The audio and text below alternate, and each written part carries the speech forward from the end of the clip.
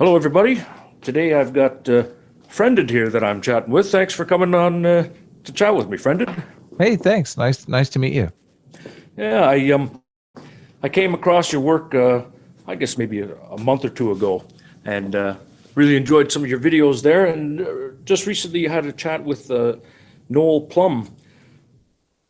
In part of that, you were talking a bit about your discussion with Owen MacDonald and some of his views. And I had a chat Yeah, with him as yeah. well. He's an interesting guy, eh? Noel Plum or Owen McDonald. That Owen McDonald stream has got a lot of love. People seem to like what I did. Bering actually contacted me shortly after that too, so it got his interest as well. Yeah, Bering had mentioned that he enjoyed the questions that I posed to Owen, so I guess he's keeping an eye on Owen McDonald's work.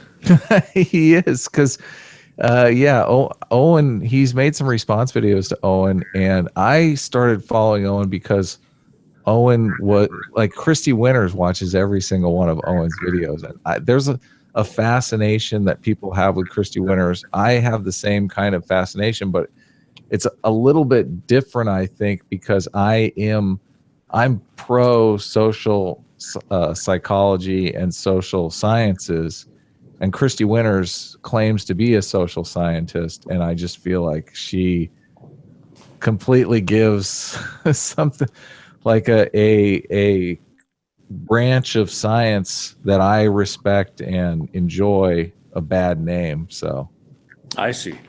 So it's almost personal then. oh yeah, definitely. It's always personal, right?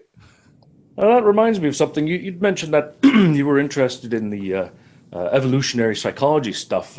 Is that right? Yeah. I've read a ton of evolutionary psychology. I pretty much read every book I can get my hands on. So Do you pay any attention to the noises of Gad Sad? yeah, definitely. I watch his videos. Okay, right on. Yeah, he's got some interesting things to say there. Uh, Even if some of them are wordy, like what's that nomological network of cumulative evidence or something like that? Yeah. That what I have no idea what you're talking about, but I guess in the context I could probably figure it out. But That's yes, just one of he's done a lot of research, so he knows the terminology much better than me. That's for sure. yeah. All right. So one of the things that you'd mentioned in your discussion with Noel there was about the female promiscuity and how it could, lead to societal problems. Right. And I sort of understand how you've got a sort of a strong argument regarding the paternity uncertainty aspect of all of that. Sure. But I also wanted to ask if if you reduced male promiscuity, could that also lower the level of societal problems there? What do you think about that? Yeah, definitely. I think the two are linked because the yeah, definitely. The model I don't know if you've watched my video on slut shaming, but the model of everybody being chaste and forming long-term pair bonded relationships is probably the most stable model for society. Right, right. So, and that would involve men not being as promiscuous as they are. Okay. So my thing with the female promiscuity is just that males are calibrated so differently than females. And this is of course on average. So I think females, they go into this argument without the emotions of jealousy being as strong as they are on average in men. So if women come to the argument that, let's say if the jealousy of emotion can reach 10, and that 10 level is like murderous rage, Mhm. and females never even come close to say 5 in terms of jealousy. Like they don't understand the scale because men can reach that 10 level relatively easily. Then they're going to say, they're going to have a different experience with the conversation. I see. So is that something that you've That's very well put. Is that something that you've already laid out in another video? No, I haven't. No, Oh, these are just the ideas that I'm dealing with because if you read the books on evolutionary psychology, it's very much becoming understood and accepted that that emotion is what drives behavior, and those emotions have been affected by our evolutionary history. right. But those emotions are such a unique experience to each individual that society has kind of told us that everyone is the same, everyone's emotions are the same, but that's not true.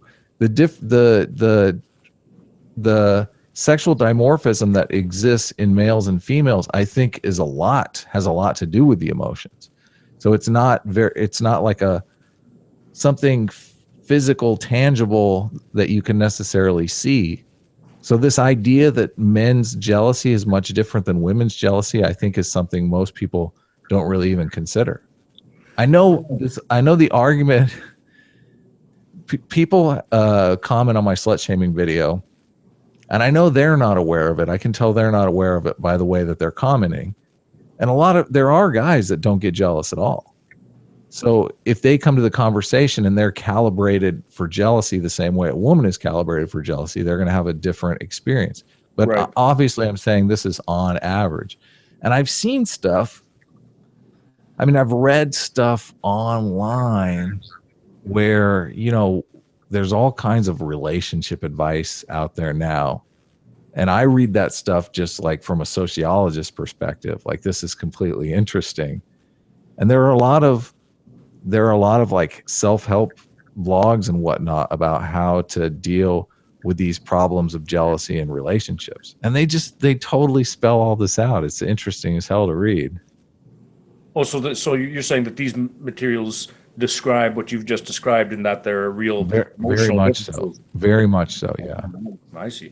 Well, I then read that's one recently where the woman was saying that she had really wished that she hadn't have been so promiscuous before she got married, and it was affecting her marriage, and that she constantly was just plagued by guilt all the time, which I was like, yeah, see.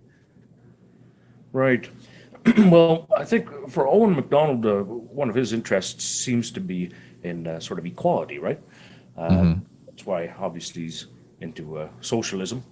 But I think Owen McDonald likes to have sex with a lot of chicks, and this is a good way for him to justify that. right, he'd said as much in one of his videos. Well, the first part of that, anyway. Sure. But part of his message and the message of people like him is an implication, though, that we can, as human beings, can overcome all of our biology, right? Yeah, That which biology doesn't count for much because our brains are so terrific. So a lot of what I sort of see in this sort of space is people basically arguing about nature versus nurture. How much can we blame biology for what we've got as reality in the world, and how much can we overcome it and say that this stuff is cultural, or that we can retrain ourselves and overcome biases and things like that. right. What do you think? Do you think it can be reduced to that kind of simple debate? It is the question. It is the ultimate question. The nature nurture debate is the ultimate question. I lean very hard on the biological end. And I know if you think of it as a spectrum, there are people who think it's 50-50. There are people, I would say feminists probably they think it's all cultural. I mean, the statements that they make leads me to believe they think it's 95% cultural. I think that's ridiculous. I would lean more towards it's maybe 70% biology and 30% culture, just to put some perspective on it. And I think the culture has the power to maybe pull it to 50-50. Like the biology sets up a environment for behavior to play out. And since we're such a social species, we're conscious of culture is a part of that socialization. So cultural pressure and social pressure can push us in one way or another. Like men would love to, in the wild, be as promiscuous as possible, correct? I mean, that's just the way they're calibrated biologically. Right. If But there if was we no, put, yeah, but if we put social pressure on them, we could push them more towards the chaste reproductive strategy. But the thing about social pressure is that we really have to all be on the same page. Otherwise, it doesn't work, right? Like church communities have the advantage of they're all buying into, kind of a system of values that if somebody steps out of line, they know they're going to be kicked out of the social community, and that social community is what they really want. So they keep to those values to maintain their membership in that community. Those communities, I think, are breaking down in society. So, and we don't have any really good secular replacements for those. So the idea, like the feminists are coming along and they're trying to do this social pressure thing to accomplish their own agenda, right? Whatever it is, it's like, don't call people by the wrong pronoun seems to be the thing that they're trying to establish now. But if you're outside of that community, you have that social pressure does absolutely nothing for you. You really have to be inside a community to accept that social pressure.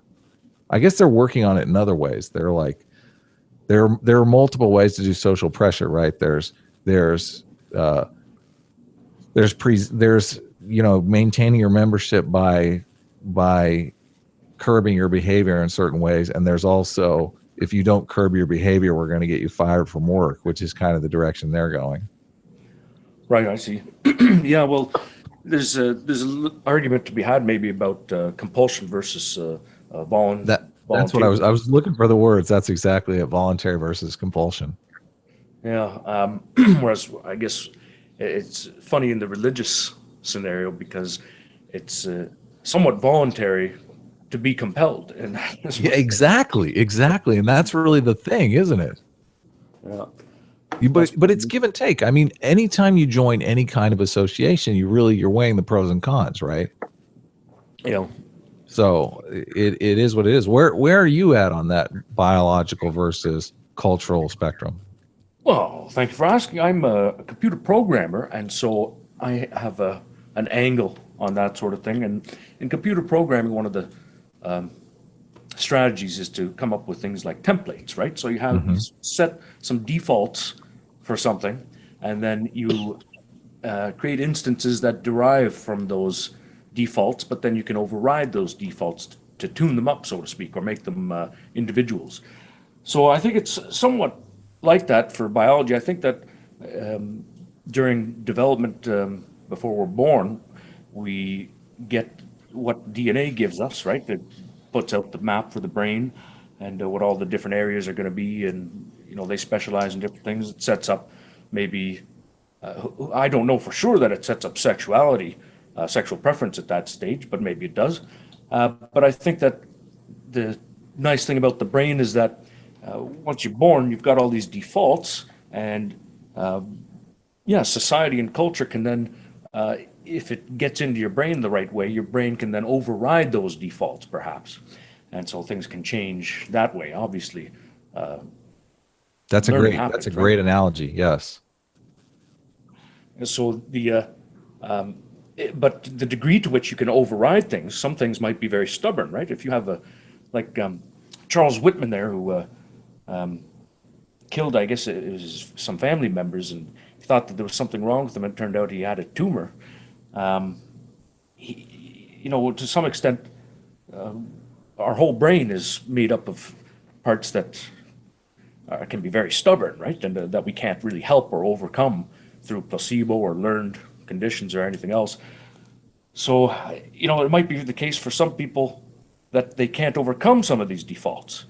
So that might be like if the church was trying to convince a homosexual to become a heterosexual, they might not. Well, first of all, there's a moral argument about whether or not that's a good or bad thing for them to be doing. But regardless of that, how does anyone really know how stubborn that could be to overcome? Why does the church think that that can be overcome?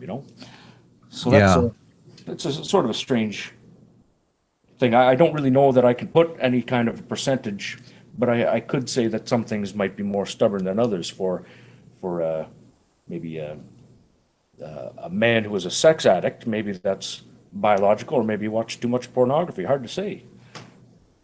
Yeah, the homosexual thing I think is interesting in there. I've read some studies on that because it is a a question on how, if someone is homosexual and they're not going to reproduce, how does that gene or collection of genes get passed down? The thing I think with I think it's biological myself personally, because I just, my personal experience, I never chose to be heterosexual. I mean, it wasn't a conscious decision that I made. It's just, that's what I like. I mean, I didn't there are certain foods that people like. Oftentimes they don't choose to be, like a vanilla person or a chocolate person, right? It's just Right. that's the way they are. They don't say, I would like chocolate people, so therefore I'm going to like chocolate ice cream. I mean, it could be that could happen, if they had a best friend that liked chocolate ice cream, I guess, just to carry the analogy much too far. Like, you could say that I guess that there probably are people in the world that became homosexual because they looked up to somebody and they just inherited their behaviors. They forced themselves to do it. So Yeah, in which case, for such people, it might be the case that their biological sexual preferences was very loose. It might not have been firmly sure, totally, established in their totally. brains. Back to the template thing. Yeah, So yeah, each setting on the template. But the thing that bothers me about the feminist side of the equation is they're often trying to say that the template, you understand the parameters of the template. They're saying that you can turn the template into something completely different. Like, you can take a template for a flower and turn it into a giraffe. And I'm just like, I don't know that you can do that. right. I see. So it seems a little maybe presumptive, or Yeah, yeah. Re-engineering the whole thing. well, that's Ants is a really good analogy, because ants create their environment in the fact that they create, you know, ant hills and these little tunnels and things.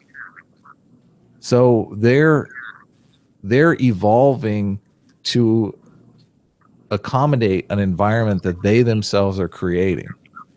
So there's yeah, that's fun. gene culture coevolution is what they call it in human beings. Like, our culture is evolving at the same time that we're evolving to maximize our reproductive and survival advantage in that cultural niche. So we're creating the niche and evolving to fill the niche at the same time, which is where things get really interesting. Well, that sounds like supply and demand, eh? Yeah, oh, definitely. Yeah, definitely. The ideas of economics very much the like very much have a kind of evolutionary uh similarity, for sure, definitely. Right, like you mean the Darwinian process, like the things that succeed, Yeah, yeah, stick yeah. around, the things that fail, die, fizzle out. The invisible hand Yeah, of evolution, right? That's the whole intelligent design theory. They want to make that invisible hand God. right. Well, I don't know. Feminism. I think the word is kind of wrong, because it's what they really want, if they're to be believed originally, is equality, right? But feminism, of course, the word itself puts the woman, female gender at the forefront. So I sort of regret that word, but Yeah, I think that the awareness part is important, and I don't know if that's if it's useful to group all feminists together into because there's no central authority like the Pope of a church. sure. Yeah. It's very hard to distinguish signal and noise in the feminist movement there. So Owen MacDonald is the type of person, I'm sure, that if he was with a CEO of a company having a discussion. They just had an interview with a woman, and the CEO says, she is a woman, so I don't want to hire her. He's the type of person that would probably say, why don't you think about her merits instead of her gender, right? So that's a sort of a positive feminism that I could really get on board with. But I think that there's certainly members who would identify themselves anyway, self-identified members that would have other agendas as well, not just equality, but superiority, for example. And that happens in a lot of movements. Yeah, definitely. One of the reasons why I am always bringing up paternity uncertainty is because I think a lot of the gender imbalances that feminists don't like are a result of paternity uncertainty, and that paternity uncertainty is of a biological gender imbalance. So, Right. I mean, until every time I bring up paternity uncertainty to feminists, though, they've never even really thought about it. And I'm like, well, if your whole movement is about equality, this is a fundamental inequality that creates a lot of the problems that your movement seeks to solve. Why not solve this inequality on your end, and then you get all these other benefits for free? Right. Now, you'd mentioned that if the state sort of stepped in at the time of birth there and issued a little test there, that could solve a lot of problems, or at least we could try it out and find out what happens if problems start to fizzle down a little bit. But how do you envision that sort of procedure going? What it would have to be, I think it would have to have some kind of double meaning. I think it would have to serve two purposes at least. Like to reduce paternity uncertainty is one thing, but I think you'd get more people on board with that if there was some other purpose for it to serve. But what do you think? Are there anything else you can think of that could be tied on? The argument would be made for the children, obviously, and you make an excellent point.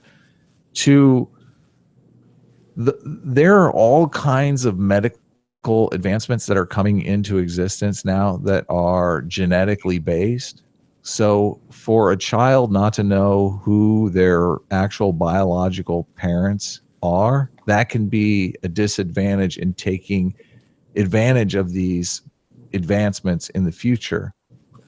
So I think that is the argument to be made for getting it done. A lot of the times where this paternity uncertainty is kind of sussed out is when some kid comes down with an illness and he needs a bone marrow transplant or something, and they immediately go to the parents, right? They're the first potential donors, and they find out that the dad is not the biological dad, so he's not really a donor and he thinks he is. So well, maybe it's that. Maybe it's that. Then if there was testing for bone marrow compatibility right at birth between all, the yeah, parents. you wouldn't know though if the kid. You wouldn't know if the kid. Maybe. I mean, I'm open to anything. I think just having the conversation is important, because there are, both sides seem fairly unaware of what's going on in the other camp, and I think it's a problem that people don't really try to see the other party's perspective enough, which we're designed that way for very tribal reasons, and I think that tribalism is kind of getting the better of us right now. Right. Well, I also think to some degree there's a huge anti-intellectual sentiment permeating these days. I was just thinking about it earlier this morning about how if you were to exaggerate and say that all of elementary school for the last couple of decades has been participation awards, just to exaggerate it, then really a lot of the social justice sort of stuff that we see a lot of these days is actually the same thing. It's the people saying these people need awards too, right? That's what they're saying. everybody needs to be valued and rewarded. So it's kind of, if you were to simplify it by exaggeration, it kind of just shows those people grew up and they started doing the same thing, really. I don't know Yeah. if there's any legitimacy to that, but I was just thinking about it from a comedy perspective. I'm not sure that I completely follow the social justice. They tend to be on the side for awards for everyone, right? Which I mean, I'm a little bit in that camp, just in that I think people need to be a part of society to Oh yeah. in order to get voluntary compliance, you kind of have to invite everybody in. Oh yes. Yeah. Yeah. No, I don't mean to demean that process. I just mean that So social the justice has gone off the deep methodology. end though. They're not inviting everyone in. Well, yes, that's right. But I think that that's the anti-intellectual part there, is that instead of dialogue, it's just rage, right? For a lot of this stuff. Peach Bailey's done a really interesting series of videos on stuff she's found on Tumblr, and I mean, it's difficult to say. You know, you find somebody on Tumblr that's just the worst example of a human being, and it's hard for me to say, well, that's the norm, because it's probably not the norm. We're just picking out the really bad examples on their side. Well, for There are me, it's the protest. it's a what? For me, it's the protest that I'm thinking about when I'm talking about all this there. When I see them shutting down speakers or shouting names, Oh yeah, yeah, yeah. or being questioned about their position and not being able to articulate their position. So that's kind of, I honestly wonder how much of it is just if we. Jordan Peterson was talking about this. Jordan Peterson did a stream with some black guy. I don't know if you watch it or not. It's a I good stream. haven't yet. Did you watch it? I haven't yet because I watched a lot of Peterson's stuff, and it's usually a lot of amounts to a lot of the same thing. So Yeah, totally. He did mention something new in there about how these protesters are making his message go as wide as possible. Because if they didn't show up and protest, and if they didn't shut down his event, he said the video of the protesters shutting down the event got, I think, 150,000 views or something like that. That they never would have got. That much attention never would have been on him speaking in there. I mean, there was like maybe 100 people there, right? 150,000 people is a lot more than 100 people, but they're caught in this. The protesters' incentive is they're going to get those views as well. They're going to get that attention as well. They're getting it for a completely different reason, but it's really the attention that anyone wants inside their social community. That really bumps their status up. They can say, you know, I was the one on the protest video that shut down Jordan Peterson's talk. We on this side of the equation, on this side of the well, they're actually two different tribes. They're in tribe social justice. We're in tribe free speech. And in our tribe, they look like idiots, right? We're all these stupid kids. What the hell are they thinking? But in their tribe, you know, they're going out and getting laid over this shit. They're like, that's like a big bonus, man. You know what? Owen McDonald would kill to be in that situation, right? I see. Yeah. Yeah. Well, yeah. Yeah. I guess what really upsets me though is the lack of dialogue. The that they are just more interested in that sort of the feeling aspect, as you just laid out, as opposed to understanding the opponent's message and deflecting it with arguments or anything like that. That's not what I usually see. A truce, though, is really not like everyone wins from the war. They really do, because like I said, they're shutting down Jordan Peterson event. Shutting down his event raises their status on their side. That status can be turned into more dates, more public interest, more Facebook followers, more Twitter followers, right? On our side, it's the same thing. Jordan Peterson is managing to turn their protests into more patrons, more sales of his book, more. I mean, his status is skyrocketing over this.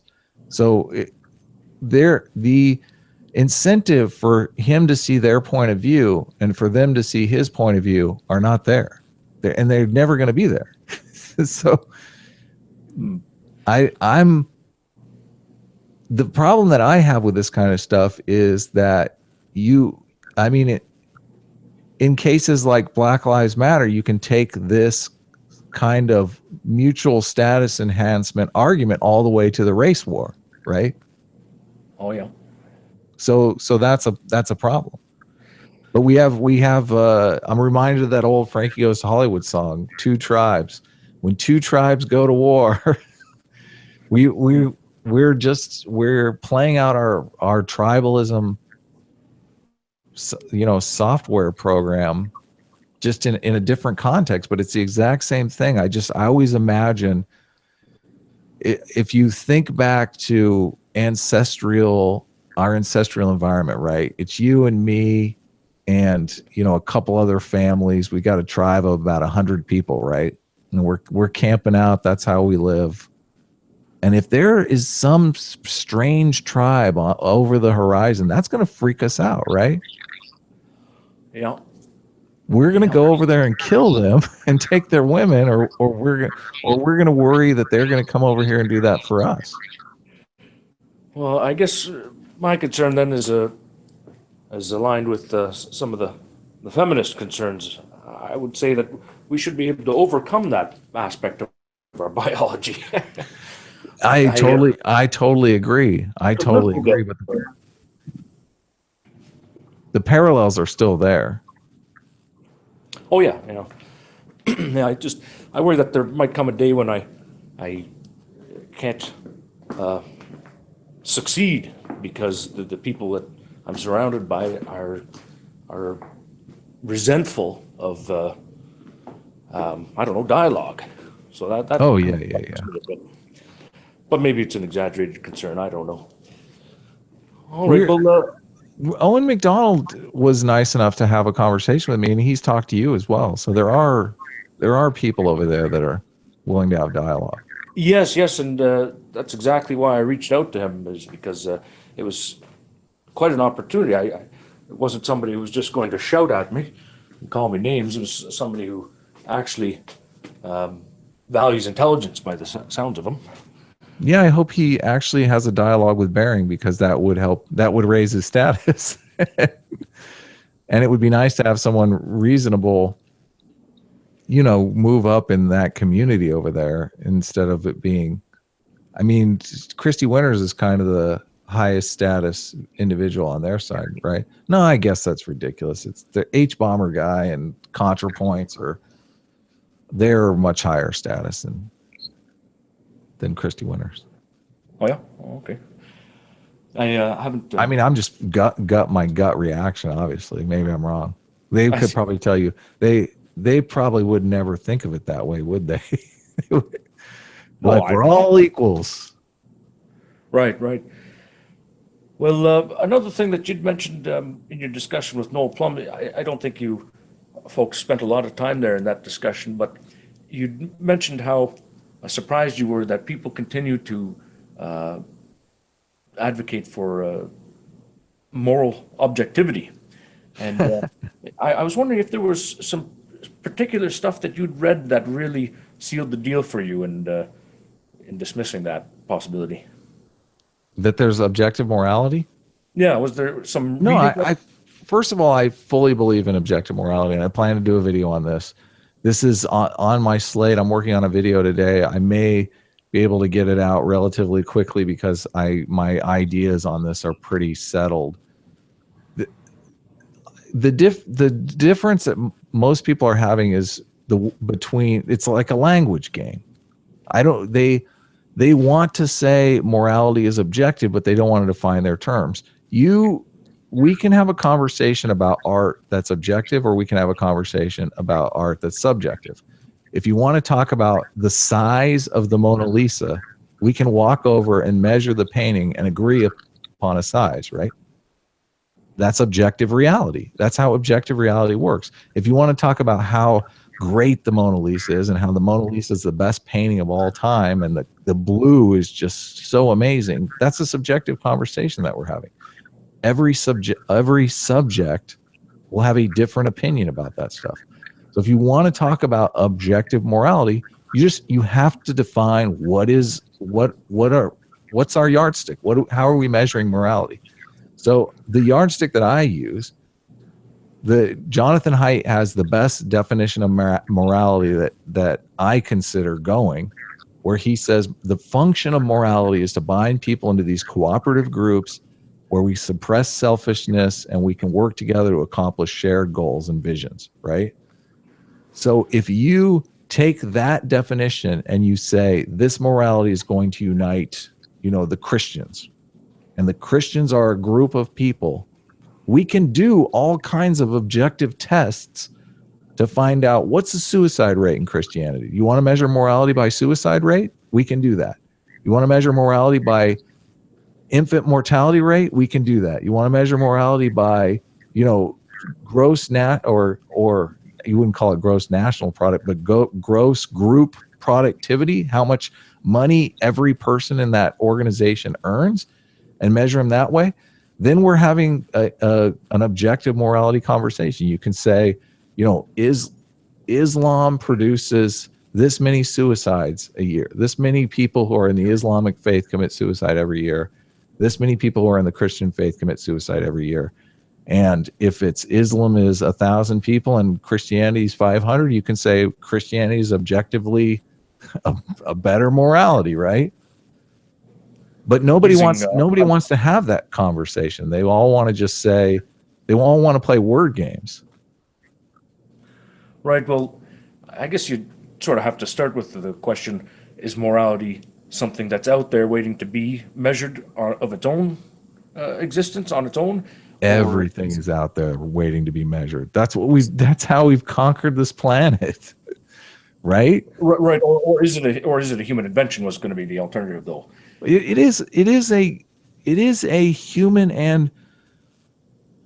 and biological invention. I mean, corporations are the same thing. Corporations are a human invention, correct? But we do measure them objectively with quarterly productivity reports, right? We can say GE is a bigger company than I'm not a stock trader, but we can say company A is a bigger company than company B because we objectively measure their productivity, correct? Right, yeah. Why can't we do that with morality? Yeah, maybe I was simplifying too much, but I thought that you were arguing against people that believe that there's universal good and universal bad ideas. Those are subjective terms. Once again, I can sit here and say the Mona Lisa is objectively bad all day long, and that is meaningless because bad is a subjective term. I can say the Mona Lisa is objectively a small painting, but then I can say objectively that it is a certain dimensions, but we're talking objectivity is a completely different thing than subjectivity. Bad and good and evil are subjective terms. Can they be shifted though to no, they can't. It's a language game. It's a language game. They do the same thing with murder. Everybody says murder is wrong. Murder is wrong. Yes. Killing? Not so much. Murder is wrong is in the definition. Killing is a completely different thing. Plus you have murder, you have manslaughter, which are two different things. I mean, we have these terms for a reason. Right. Maybe another way I could pose the question though. Are you an objective morality guy? Because objective morality people fascinate me. So well, I am with you there. A long time thinking about it, but If it's you're if you're I'm not. you're hesitant to say it. No, I'm not an objective morality person without using specific definitions. I'm a precision person. So Yeah, yes, like you said, a language game there. I'd say you have to begin by saying, well, are we talking about a morality that's out there under a rock on the moon, and we're going to lift that rock and find good and bad is this and that? Or is it something that we are going to define as human beings? A prescription versus description, I guess, is another angle to sure, look totally. at that. But I do think that there are two directions in the universe which happen to coincide with a lot of what we mean when we think about good and evil. And that interests me, and I wasn't sure if you'd thought about that before, so I wanted to engage you a bit about that. Like if you think about the universe as being set to fizzle out into heat death, or just slow down, nothing new ever happens. That's sort of, we could just say that that's bad. But here on Earth, we're lucky enough to have life, and life seems to be doing something very opposite to that. It's harnessing resources and it's replicating itself and expanding its scope of influence. Right. And potentially it could consume the galaxy, for example, maybe other galaxies as well. But it seems to be creating more and more novelty, whereas the universe seems to be on its way to heat death, which reduces novelty. And these two sorts of directions, I think, happen to coincide in a lot of ways with good and evil. Because if we say that death is bad, for example, then that's sort of consistent with the heat death thing. Nothing new happens when something dies. And we say that a child being born is good, and that's more life, right? So I'm not an objective morality person in that I think that there's something. That's the thing about morality, though, is that what you're saying is varies by the subject, because if your kids are born, that could be a bad thing for me. What if you're my enemy? Yes, well, that's the thing is, So I could see the exact same event as you as evil. well, almost. That example, though, was just a sort of an average example. You could get specific. That's the thing about measuring it specifically, is you could say, is this going to produce more novelty in the universe or less novelty in the universe? Now, And if what do you mean by novelty? well, new things happening. Eventually, Okay. the universe looks like it's going to end up freezing at some point, and things just keep moving further away, and nothing new. That's true. Yeah. But life seems to be making more and more new things happen. So if I was a religious person, I'd say that it's the duty of all living things to try to ensure that life consumes the universe for eternity. Basically, a religion of eternal novelty, new things happening. I think that's probably the best sort of scenario. Whereas the heat death of the universe, is the But worst. I want to be immortal. I don't want new things happening. I want the same old things happening. You said you want to be immortal? Yeah, totally. Oh, I see. Oh, okay. That Well, would what be, was that? for me, that would be better than more new things happening, but it's subjective. That's my subjective. You said immortal? Immortal, yeah. Immortal, live forever. Oh, I wasn't sure if you were saying you wanted to be a mortal or immortal. Immortal. No, I Right. want to live forever.